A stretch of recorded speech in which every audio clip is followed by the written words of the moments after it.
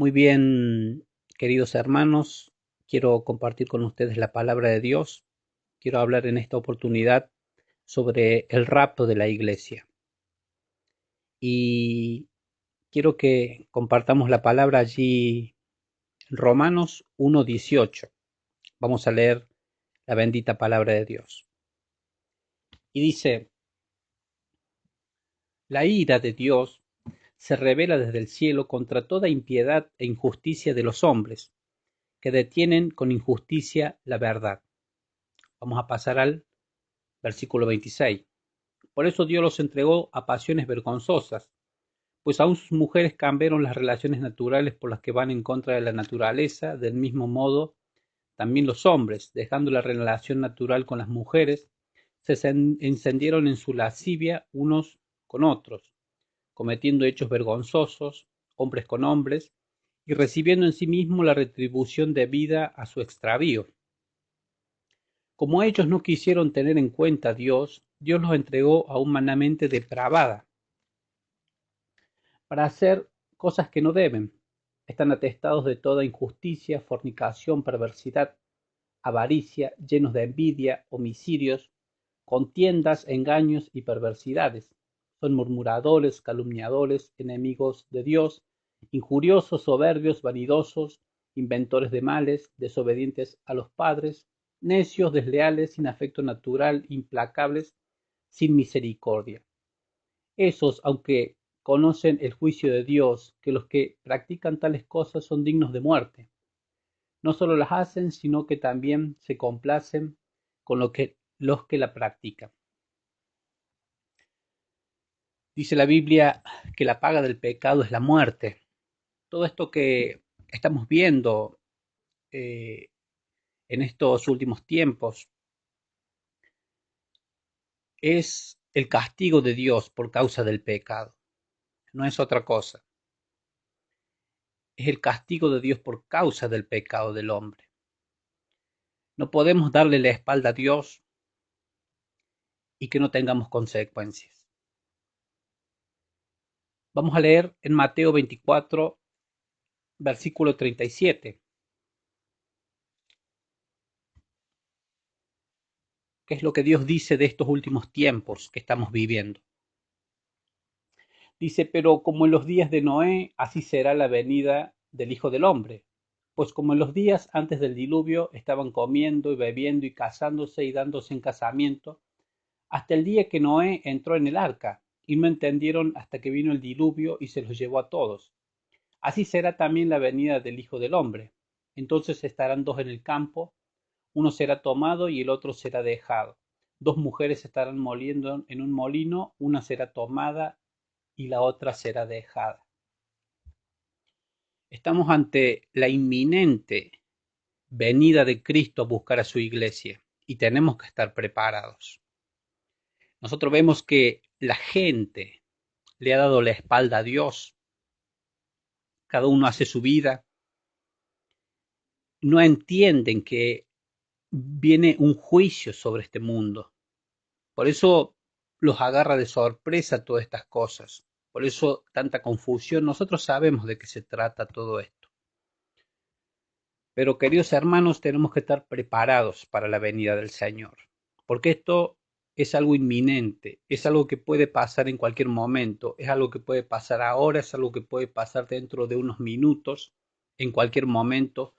Viene Cristo a buscarnos y tenemos que estar listos para irnos con Él. ¿Qué pasaba allí en la generación esa del diluvio? Cuando Dios decide enviar juicio a través del diluvio. Vamos a leer en Génesis 6:5. Dice, vio Jehová que la maldad de los hombres era mucha en la tierra, y que todo designio de los pensamientos de su corazón era de continuo mal. Había llegado un momento que la maldad estaba allí al colmo. Lo mismo está pasando en este tiempo. Vemos tantas cosas terribles que pasan. La maldad está subiendo, subiendo, se multiplica la maldad. Jesús dijo, y por haberse multiplicado la maldad, el amor de muchos se enfriará. Vemos que se multiplica, vemos cosas terribles, vemos que se aprueban leyes totalmente en contra de Dios. Por eso Dios envió el diluvio, porque dice que todo designio del pensamiento de los hombres era de continuo mal, le habían dado la espalda a Dios. Y cuando eso pasa, entonces Dios envía sus juicios sobre la tierra. Pero dice, aparece un personaje que aquí en la Biblia, bendito sea el nombre del Señor, le damos gracias al Señor porque Él nos revela a través de su palabra. En Génesis capítulo 5, versículo 24. Esto sucedió antes del diluvio. Habla de un personaje llamado Enoc. Dice, y caminó pues Enoc con Dios y desapareció porque lo llevó Dios. Antes de que viniera el juicio, Dios sacó a Enoc de la tierra. Pero previamente la palabra da testimonio de que Enoc había caminado con Dios.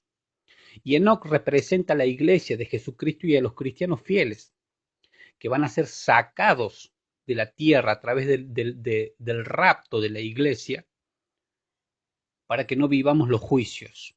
Lo que la Biblia le llama la gran tribulación, que dice que van a ser días terribles, como jamás lo hubo sobre la tierra. Enoc representa a la iglesia. Bendito sea nuestro Señor, que nos promete que nos va a guardar de todas estas cosas. Y vamos a leer allí en en Apocalipsis capítulo 3, el mensaje a la iglesia de Filadelfia, capítulo 3, versículo 10. Dice, por cuanto has guardado la palabra de mi paciencia, yo también te guardaré a la hora de la prueba que ha de sobrevenir sobre el mundo entero para probar a los que habitan sobre la tierra. Dios promete que si nosotros guardamos la palabra, Él también nos va a guardar a la hora de la prueba. Esto que estamos viendo no es nada comparado con lo que va a venir, los juicios de Dios que se van a desatar sobre la tierra. Todo lo que está pasando es una preparación del escenario para la aparición del superhombre, del anticristo, que va a ser la manifestación de Satanás más fuerte, más plena de toda la historia. Bendito sea nuestro Señor Jesucristo y que nos guarde de todas estas cosas. Pero dice que cuando el apóstol Pablo habla del anticristo, dice que todavía no se ha manifestado porque hay algo que al presente lo detiene. Y que es aquello que lo detiene es la iglesia del Señor. Pero cuando la iglesia del Señor y los cristianos fieles sean arrebatados con el Señor para ser sacados de este mundo antes que venga el juicio sobre esta tierra, los juicios terribles de Dios que habla allí en Apocalipsis. Bendito sea tu nombre, Señor, te damos gracias, Padre. Dios promete sacarnos de allí. Dios promete sacarnos de allí. Pero cuando ya la iglesia ya no esté aquí en la tierra, se va a manifestar el anticristo y se van a manifestar todos los juicios. Y va a ser algo terrible, dice la palabra de Dios. La verdad que yo no quisiera estar allí, ni quedarme por faltar a la palabra de Dios, por ser desobediente, por no andar como Dios quiere. Vamos a leer en Primera de Tesalonicenses 4:16. Aquí el apóstol Pablo nos habla de el arrebatamiento en sí. Bendito sea el nombre del Señor. Primera de Tesalonicenses 4:16 al 18. Vamos a leer desde el 13. La venida del Señor es el título de este pasaje. Dice, tampoco queremos, hermanos, que ignoréis acerca de los que duermen. Acá se refiere a los cristianos que han muerto. Para que no os entristezcáis como los que no tienen esperanza. Si creemos que Jesús murió y resucitó, así también traerá Dios con Jesús a los que durmieron en él. Por lo cual os decimos esto en palabra del Señor, que nosotros que vivimos, que habremos quedado hasta la venida del Señor, no precederemos a los que durmieron. El Señor mismo con voz de mando y con voz de arcángel y con trompeta de Dios descenderá del cielo. Entonces los muertos en Cristo resucitarán primero, luego nosotros los que vivimos, los que hayamos quedado, seremos arrebatados juntamente con ellos en las nubes para recibir al Señor en el aire, y así estaremos siempre con el Señor. Por tanto, alentaos los unos a los otros con estas palabras. Bendito sea el nombre del Señor. Dice que nos tenemos que alentar con estas palabras y alegrarnos porque aquellos cristianos, quizá familiares, amigos, gente muy querida, muy amada, que ha partido antes con el Señor, dice que también ese día cuando Cristo venga a buscar a la iglesia, dice que los muertos en Cristo van a resucitar primero, luego nosotros seremos arrebatados. Y el último menciona que siempre tenemos que alentarnos con estas palabras. Lamentablemente, en este último tiempo, muchas iglesias, muchos ministerios han dejado de predicar sobre el rapto de la iglesia y hablan de cualquier otra cosa hablan de prosperidad, hablan de cualquier otra cosa menos del rapto de la iglesia. Y este es un tema que constantemente tiene que ser actual y hoy más que nunca, más donde estamos viendo todas las cosas estas que están pasando en el mundo entero. Se habla más de prosperidad que de preparar nuestra vida para el encuentro con Cristo. Bendito sea tu nombre, Señor. Y allí dice que seremos arrebatados, dice que allí en la carta de los Corintios dice que esto mortal, dice en un momento, en un abrir y cerrar de ojos, esto mortal se vestirá de inmortalidad, vamos a ser transformados y vamos a recibir cuerpos celestiales, eternos, cuerpos así como un cuerpo nuevo como los ángeles, donde no vamos a necesitar como necesitamos comer, beber, sino que vamos a tener cuerpos celestiales, cuerpos eternos. Dice, y allí estaremos siempre con el Señor. Recibiremos cuerpos incorruptibles. Ahora, ¿quiénes son los que se van en el rapto y quiénes son los que se quedan? Dice la Biblia en Apocalipsis 3:20,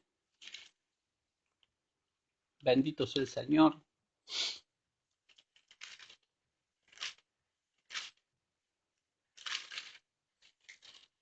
Alabo tu nombre, Señor, por tu palabra tan maravillosa.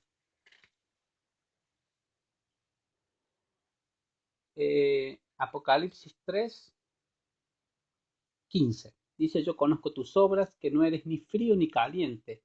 Ojalá fuera frío o caliente, pero por cuanto eres tibio y no frío ni caliente, te vomitaré de mi boca. Ustedes fíjense en que eh, el vómito sale del cuerpo. Quiere decir que a lo que se refiere son a personas que están dentro del cuerpo de Cristo, de la iglesia. Dice que serán vomitados. ¿Y qué significa andar en tibieza espiritual? Significa que hay gente que ha empezado, ha conocido al Señor y simplemente se han convencido de la verdad, pero nunca se han convertido, nunca han cambiado su vida, nunca han dejado el pecado, han seguido viviendo simplemente su vida como siempre fue. La única diferencia es que van a la iglesia, conocen la palabra, tal vez les gusta, los alienta, pero nunca han cambiado su vida. Los que practican el pecado no se irán tampoco. Dice que el que practica el pecado es del diablo y que para esto apareció Jesucristo para deshacer las obras del diablo. Pero hay quienes siguen practicando el pecado y aquellas personas se van a quedar. Los que aman al mundo, dice no amen al mundo ni las cosas que están en el mundo. Dice porque el amor hacia el mundo es enemistad contra Dios y los que aman al mundo no pueden agradar a Dios. Aquellos también se van a quedar. Los que aman las cosas del mundo, los que están aferrados, los que se aferran, los que se afanan por las cosas del mundo, los que están seducidos por las cosas del mundo. Bendito sea tu nombre, Señor. Hay una parábola en la Biblia que habla de las vírgenes prudentes y de las insensatas. Dice que las insensatas no compraron aceite y cuando vino el novio a la medianoche se quedaron sin aceite para sus lámparas y dice que quedaron afuera de las bodas, allí donde fue el lloro y el crujir de dientes. ¿Qué significa? ¿Qué representa el aceite en la Biblia? Representa al Espíritu Santo, representa nuestra vida llena del Espíritu Santo. La Biblia dice que nosotros tenemos que ser controlados por el Espíritu Santo. Tenemos que tener los frutos del Espíritu Santo: gozo, paz, benignidad, bondad, fe, mansedumbre, templanza. No solo los dones espirituales, porque hay gente que tiene muchos dones espirituales, pero no tiene los frutos del Espíritu. Estar lleno del Espíritu no significa hablar solo en lengua o profetizar. Significa tener los frutos, las virtudes del Espíritu Santo, la personalidad del Espíritu Santo formada en nosotros. Tenemos que parecernos cada vez más a Cristo. Eso significa ser lleno del Espíritu Santo, que estamos constantemente buscando, que estamos constantemente analizando nuestra vida, examinando nuestra vida, como dice allí el salmista: examina mi corazón, ve si hay en mí camino de perversidad y guíame a los caminos eternos. Estamos examinando, luchamos contra el pecado, buscamos siempre llenarnos, formar nuestro carácter, vencer nuestras debilidades. Eso significa estar lleno del Espíritu Santo. No quiere decir que somos perfectos. No quiere decir únicamente que yo estoy lleno del Espíritu Santo porque me caigo al piso cuando oran, o porque danzo, o porque hablo en lenguas. Hay muchas personas que hablan en lengua y después salen de la iglesia y siguen diciendo malas palabras, siguen mintiendo. Los que no se van también, los que tienen el espíritu del fariseísmo, que es la hipocresía, que por fuera muestran algo, pero por dentro dice que están llenos de mentira, de engaño, de maldad, de odio, de desprecio. Forman, forman solamente en ellos y se preocupan más por mostrar una fachada de lo que es la religión, pero por dentro no tienen vida. Dice: los ladrones, los avaros, los que tienen pecado oculto, todos esos no se van en el rapto de la iglesia. ¿Cuánto vemos ministerios de gente con avaricia que lo único que le importa es pedir dinero, pedir dinero, pedir dinero todo el tiempo? ¿Y quiénes son los que se van con el Señor? ¿Quiénes son los que se van con el Señor? La Biblia dice: sigan la paz y la santidad, sin la cual nadie verá el rostro del Señor. Aquellos que andan en santidad, aquellos que andan en consagración, aquellos que están constantemente buscando a Dios en oración, leyendo la palabra, creciendo, preocupándose por su vida espiritual, aquellos que están constantemente allí sirviendo al Señor en la iglesia, dando lo mejor de su corazón. Dice: los de limpio corazón. Bienaventurados los de limpio corazón, porque verán a Dios. Los pacificadores, los que guardan la palabra del Señor. No solo que la oyen y dicen: sí, estuvo buena la palabra, sino los que guardan la palabra del Señor. Bendito sea su nombre, el que persevera hasta el fin. Porque hay muchas personas que han empezado la iglesia y se han apartado y lo toman como algo muy livianamente. La Biblia dice: el que persevera hasta el fin serán salvos. A esas personas hay que decirles que tienen que volver, porque Cristo viene en cualquier momento, y si ellos no están allí, no han vuelto a la iglesia, se van a quedar allí en el rapto. Por eso, hermano, le animo a que usted examine su vida, vea qué clase de cristiano es, si está siendo un cristiano tibio, o si es un cristiano caliente, que apasionado por el Señor, que busca las cosas del Señor, que se preocupa. Y le invito a que usted más que nunca en este tiempo considere esta palabra y esté preparado allí en oración. Esto va de mal en peor, y no es por ser negativo, es por ser realista. Es por ser realista. Nosotros en este tiempo tenemos que predicar más que nunca la palabra. más que nunca la palabra y consagrarnos más que nunca. Traer avivamiento, ya dejar de vivir un evangelio aguado, un evangelio sin poder, un evangelio de autoayuda, un evangelio donde se le promete cosas a la gente que va a estar todo bien sin cambiar su vida. Así que yo le animo, hermano, a que usted rinda todo su corazón al Señor, se entregue por completo. Los bendigo y los dejo con esta palabra y muchas gracias por prestar atención. Espero haya calado allí lo más profundo de su corazón y haya examinado allí su vida y pueda traerle luz a través de esta palabra. Los bendigo a todos en el nombre de Jesús. Amén.